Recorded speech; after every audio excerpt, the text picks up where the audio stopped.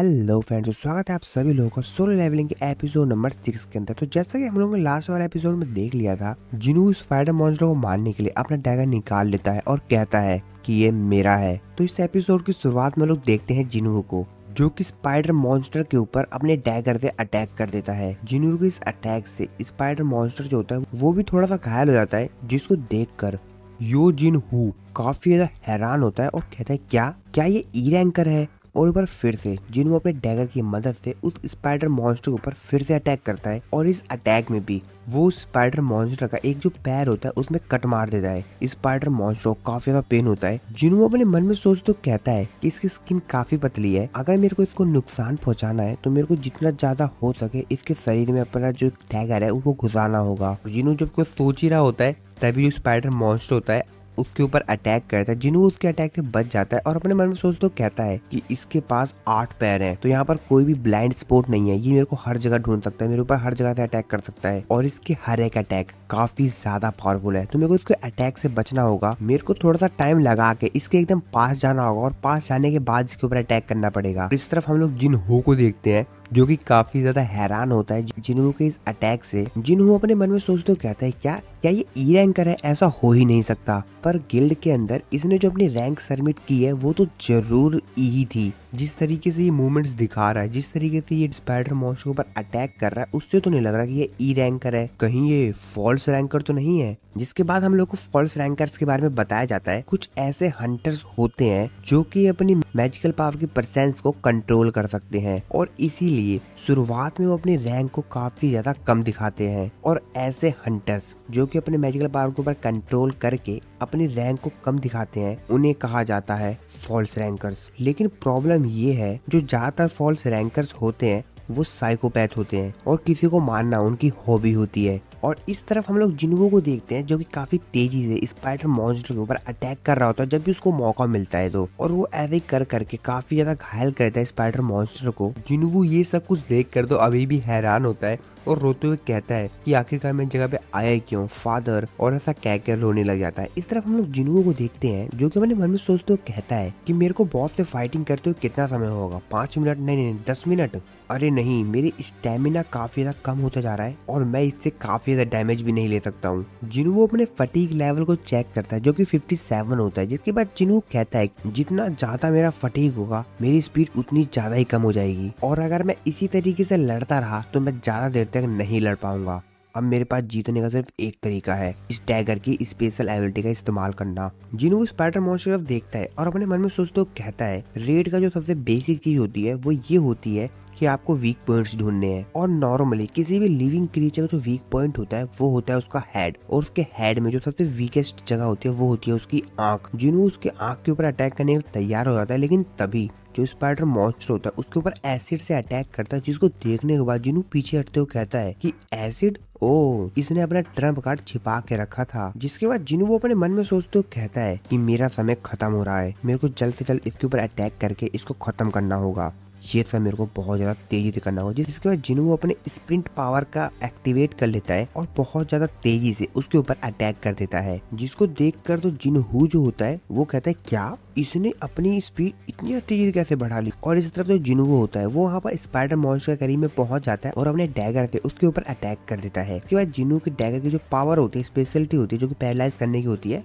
वो यहाँ पर एक्टिवेट हो जाती है, उसको नोटिफिकेशन मिलती है और उसको बताया जाता है कि पैरालाइज हैज एक्टिवेटेड। लेकिन तभी उसको एक दूसरा मैसेज भी आता है जहाँ पर उसको बताया जाता है कि एनिमी की जो रेजिस्टेंस है वो काफी ज्यादा हाई है और इसीलिए जो पैरालाइज इफेक्ट है और इसीलिए वो कैंसिल हो गया। जिन्हों वो अपने मन में सोचते कहता है कि मैं चाहता हूँ कि मैं इसको जल्द से जल्द जितना ज्यादा जल्दी हो सके इसको खत्म कर दूं, लेकिन मैं इसको कोई भी तगड़ा हिट कर ही नहीं पा रहा हूँ। जिन्हों वो अपने फटीग को चेक करता है जो कि थोड़ा सा कम हो गया होता है और कहता है कि अब मेरे को काफी तेजी से ये काम करना पड़ेगा और भागते हुए फिर से स्पाइडर मॉन्स्टर की तरफ अटैक करने के लिए जाता है। जिसको देख के जिनहू जो होता है अपने मन में सोचते हुए कहता है कि अगर ये इसी तरीके से लड़ता रहा तो उसकी स्टेमिना खत्म हो जाएगी। इस तरफ हम लोग जिनहू को देखते हैं जो कि स्पाइडर मॉन्स्टर ऊपर अटैक करने के लिए जैसे जाता है, स्पाइडर मॉन्स्टर अपने एक लेग से उसको हिट करता है, जैसे जिनहू काफी दूर जाकर गिरता है। लेकिन जिनहू यहाँ पर जो अपनी रिकवरी स्टेटस होता है उसका इस्तेमाल करता है और यहाँ पर रिकवर हो जाता है और रिकवर होते ही बहुत ज्यादा तेजी से उछलता हो जाता है और स्पाइडर मॉन्स्टर के ऊपर अपने डैगर से अटैक करता है और इस अटैक से उसके डैगर की जो स्पेशल पावर होती है वो एक्टिवेट हो जाती है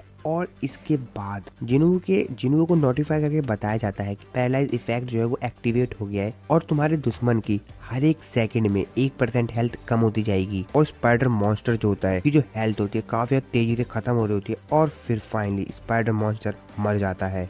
जिन्हू को नोटिफाई करके बताया जाता है कि आपका लेवल अप हो गया है। जिन्हू चैन की सांस लेते हुए कहता है कि ओ थैंक्स, मैंने आज अपने डेली क्वेस्ट रिवॉर्ड को एक्सेप्ट नहीं किया, अगर मैं उसको कर लेता तो शायद मैं आज ऐसा नहीं कर पाता। जिन्हू जो होता है वो तो भाई ये सब कुछ देख के काफी ज्यादा हैरान होता है, अपने मन में सोचते हुए कहते हैं क्या क्या सच में इसने डंजन के बॉस को खत्म कर दिया, ऐसा तो हो ही नहीं सकता, जरूर ये बंदा एक फॉल्स रैंकर है। जिन्हू के पास आता है और उसको बोलता है कि सर क्या आप अपना मैजिक क्रिस्टल यहाँ पर स्टोर करना चाहेंगे। जिन्हू अपने मन में सोचते हुए कहता है सर अभी मेरे को सर क्यों कह रहा है। तो जिन्हू कहता है सर आप काफी ज्यादा प्यासे होंगे ना, ये लीजिए पानी पी लीजिए, और फिर भागकर माना क्रिस्टल की माइनिंग करने के लिए चला जाता है। जिन्हू अपने मन में सोचते कहता है कि इस प्रकार की हरकत क्यों कर रहा है, मैंने इसकी जान बचाई है, शायद इसलिए ऐसा ही कर रहा हो। और फिर थोड़े समय बाद डोंगसू और उसके बाकी जो साथी होते हैं हंटर्स, वो लोग फिर से बॉस के रूम में आ जाते हैं। डोंगसू कहता है कि क्या ये लोग अभी भी जिंदा हैं, और फिर बॉस की तरफ देखते हुए कहते हैं क्या बॉस मर गया। डोंगसू अपने मन में सोचते कहता है कि एक ई रैंकर के लिए कोई भी चांस नहीं है कि उसने किसी भी प्रकार की हेल्प की होगी और यू जिन्हू ने अपने दम पर इस बॉस को हराया होगा। जरूर इसकी जो इक्विपमेंट्स है उसके अंदर कोई स्पेशल एबिलिटीज है जिसकी वजह से उसने बॉस को हरा दिया। उनमें जो हंटर होता है वो हुआंग से पूछता है कि अब हम लोगों को क्या करना चाहिए। हुआंग उससे कहता है कि ऑफ कोर्स यार हमको इनसे जीतना है। जिसके बाद डोंगसू जो होता है वो यो जिन्हू से कहता है कि मैंने थोड़ी बहुत रिसर्च की है, और उसके फादर का नाम बताता है और कहता है तो ये तुम्हारे फादर का नाम है। फिर जिन्हू कहता है तो क्या करना है। डोंगसू कहता है कि मुझे लगा नहीं था कि तुम एक अमीर घर के बेटे हो, लेकिन हाँ तुम सही थे। डोंगसू कहता है कि मैं तुम्हारे फादर से बात करना चाहता हूँ, हम तुमको एक चांस देंगे अगर तुम संग जिन्हू को मार दो तो। जिसकी बात सुन के जिन्हू काफी ज्यादा उसके ऊपर गुस्सा करता है और कहता है क्या बकवास कर रहे हो तुम। डोंगसू कहता है कि तुम संग जिन्हू को खत्म कर दो और हमारे ग्रुप को ज्वाइन कर लो, और तुम्हारे जिंदा रहने का सिर्फ यही एक तरीका है, वरना तुम दोनों हमारे हाथों से मारे जाओगे। जिन्हू की तरफ देखते हुए कहता है कि सर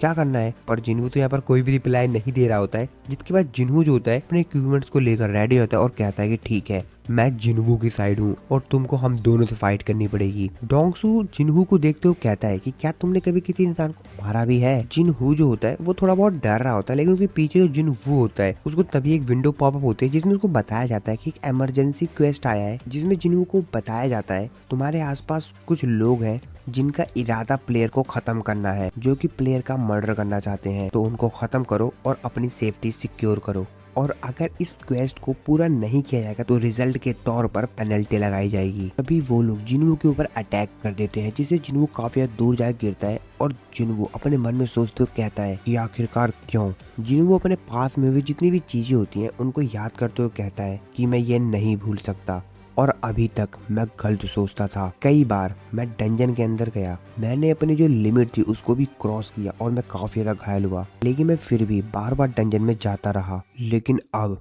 और तुमको इनको मारना होगा अगर ये तुम्हें मारना चाहते हैं तो, और इस सिस्टम को यही चाहिए। जिसके बाद जिन्हू खड़ा होता है और कहता है कि सिस्टम मेरे को इस्तेमाल कर रहा है और मैं सिस्टम को।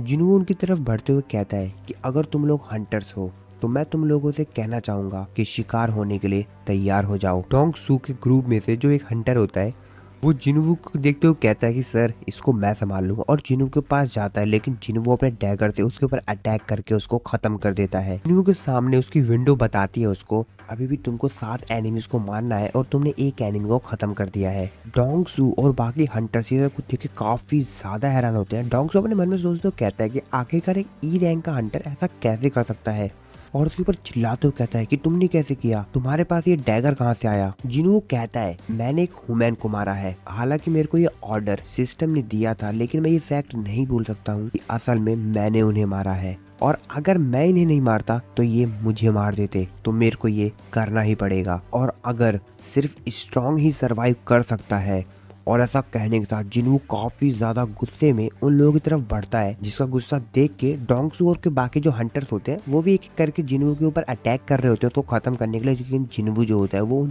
सभी लोगों को खत्म कर रहा होता है एक एक करके। जिनवू डोंगसू को छोड़ के बाकी सभी हंटर्स को खत्म कर देता है। डोंगसू बड़े ही गुस्से में जिनवू की तरफ चिल्लाते हुए कहता है, बास्टर्ड, तुमने अपनी स्किल हम लोगों से छिपाई, अच्छा तो तुमने ही इस डंजन के बॉस को मारा है। और ऐसा कहने के साथ ही डोंगसू जो होता है वो जिनवू के ऊपर अटैक करता है, लेकिन जिनवू उसको बड़े ही आसानी से नीचे उठा के फेंक देता है। डोंगसू उठते हुए कहता है कि अरे नहीं, रुको रुको, मुझे माफ कर दो, मेरे को छोड़ दो, अगर तुमको चाहिए तो मैं तुमको पैसे भी दे दूंगा, और यहाँ तक कि जितने भी माना क्रिस्टल्स हैं वो सब कुछ तुम रख लो, इस मैजिक क्रिस्टल भी तुम रख लो। जिनवू उसकी तरफ देखते हुए कहता है कि 3 बार तुम एक ऐसे इंसान से माफी मांगने की कोशिश कर रहे हो जिसको तुमने 3 बार मारने की कोशिश की। लेकिन डोंगसू जो होता है वो फिर से उससे माफी मांगता है, वो कहता है कि नहीं रुको रुको। डोंगसू को लगता है कि वो बचने वाला नहीं है, उसके ऊपर चिल्लाते हुए कहता है कि बेवकूफ, क्या तुम्हें लगता है कि तुम इन सब से दूर जा सकते हो? तुम यहाँ से बच के जा भी सकते हो, तुम जानते हो कि मेरा छोटा ब्रदर कौन है? लेकिन जिनवू जो होता है वो उसको खत्म कर देता है। और सभी हंटर्स को मारने के बाद जिनवू कहता है कि मेरा कपड़ा फिर से गंदा हो गया,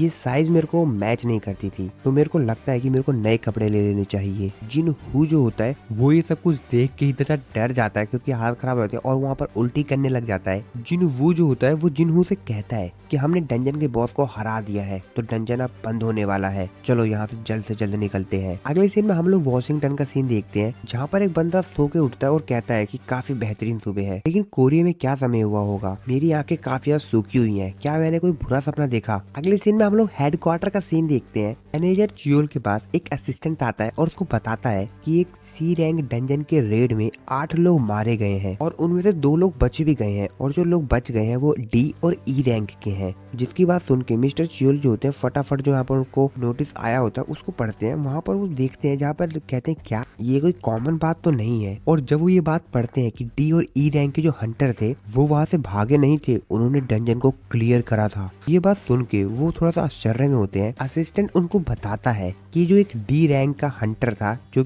जिसका नाम यो जिनहू था, उसके जो इक्विपमेंट है काफी ज्यादा हाई क्लास के थे, तो ऐसा पॉसिबल हो सकता है कि सी रैंक के बॉस को उसी ने हराया हो। मिस्टर चेल जो होते हैं वो यहाँ पर उसने असिस्टेंट से पूछते हैं कि वैसे दूसरा सर्वाइवर कौन था, जिसके बाद वो बताता है कि दूसरा सर्वाइवर था वो हंटर संग जिनवू था, जो कि डंजन इंसिडेंट से आया था ना, वही वाला। जिसको सुन के मिस्टर चिल कहते हैं अच्छा वो वाला। वैसे वो सस्पिशियस तो था, लेकिन हम लोगों ने मैजिक स्ट्रेंथ मेजरमेंट डिवाइस से, जो कि एक सुपर हाई क्लास का आइटम है जो कि हम लोगों को ए रैंक के मॉन्स्टर से मिला था, वो काफी ज्यादा बेहतरीन है और वो गलत तो नहीं हो सकता है, और डबल अवेकिंग इतनी ज्यादा कॉमन भी नहीं है, तो चलो ठीक है एक बार और फिर से चेक करते हैं। असिस्टेंट उनको बताता है कि मेरे को भी लगा था कि ये बस एक कोइंसिडेंट होगा, लेकिन एक और वॉरियर है जिसके साथ सेम ऐसा हुआ है, द हंटर वोंग डोंगसू, और ये यहाँ पर डोंगसू के भाई की बात कर रहा होता है। मिस्टर चूल कहते हैं कि अच्छा तो तुम उसकी बात कर रहे हो, तो अगर ये बात है तो मैं इसको इग्नोर नहीं कर सकता। अगले सीन में हम लोग जिनू को उसके घर पे देखते हैं, जो कि अपनी सिस्टर के साथ बैठकर थोड़ी बहुत बातचीत कर रहा होता है। उसकी सिस्टर उससे पूछती है कि क्या कुछ अच्छा हुआ है। जिनू कहता है कि मुझे नहीं पता, अब जो मेरे साथ हुआ है वो अच्छा हुआ है या बुरा हुआ है। तभी उसको विंडो पॉपअप होता है, उसको बताया जाता है कि एक हार्मफुल चीज को डिटेक्ट किया गया है।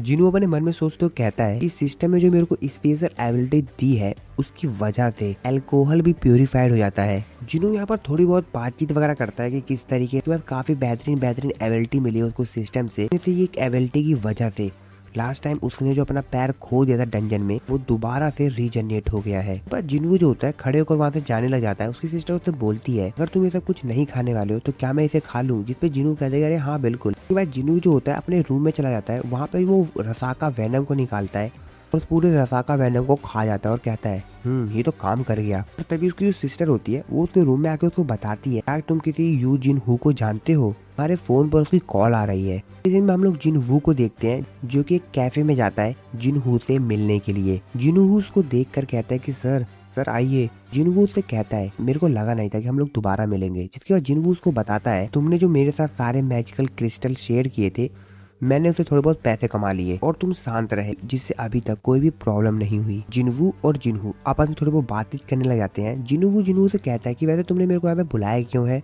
जिनहू उसको बताता है मैं एक पर्सनल अटैक बनाने की सोच रहा था, जिसकी बात सुन के जिनहू तुरंत उसको कहता है कैंसल। जिनहू रोते हुए कहता है कि सर पहले मेरा सेंटेंस तो खत्म हो जाने देते। जिनहू उससे कहता है कि मेरे को ये सब कुछ दोबारा नहीं सुनना है। जिनहू जो होता है उसको कहता है कि नहीं सर मेरे को आपके साथ जाना है 20 बार नहीं सर 19 बार। जिनहू उसको बताता है अटैक फोर्स बना तो लेंगे लेकिन उसके बाद भी काफी ज्यादा दिक्कतें आएंगी। जिनहू वहाँ से जाने लग जाता है। जिनहू रोते हुए कहता है कि सर कोई गिल्ड मास्टर का लाइसेंस चाहिए। वैसे गिल्ड मास्टर का लाइसेंस लेना कोई बड़ी बात नहीं है, लेकिन गिल्ड मास्टर का लाइसेंस लेने के लिए कम से कम 20 रेड्स में जाना जरूरी है और मेरी फर्स्ट रेड तो हो चुकी है, तो मेरे हिसाब से अब सिर्फ यहाँ पर 19 रेड्स बची हुई है। जिनहू बताता है कि ये मेरी कंपनी से रिलेटेड है और उसको बताता है कि मेरे जो फादर है वो एक गिल्ड क्रिएट करना चाहते हैं। जिसके बाद जिनहू कहता है कि अगर कोई हंटर है वो नॉर्मली किसी डंजन में जाता है तो वहाँ पर जो भी उसको रिवॉर्ड वगैरह मिलता है वो सभी कुछ जो होता है वो उन हंटर्स का ही होता है और वो उसको बाद में बेचकर पैसे कमा सकते हैं। लेकिन जब कोई हंटर किसी कंपनी के लिए काम करते हैं, किसी डंजन के अंदर जाकर उसको क्लियर करते हैं, तो जितने भी रिवॉर्ड होते हैं वो कंपनी लेती है। मेरे फादर प्लान कर रहे हैं कि वो एस रैंक के हंटर को हायर करेंगे एज ए एम्प्लॉई और उनको गिल्ड मास्टर सेट कर देंगे और मेरा जो ब्रदर रहेगा वो वाइस मास्टर रहेगा। जिन्हों कहता है कि मेरे हिसाब से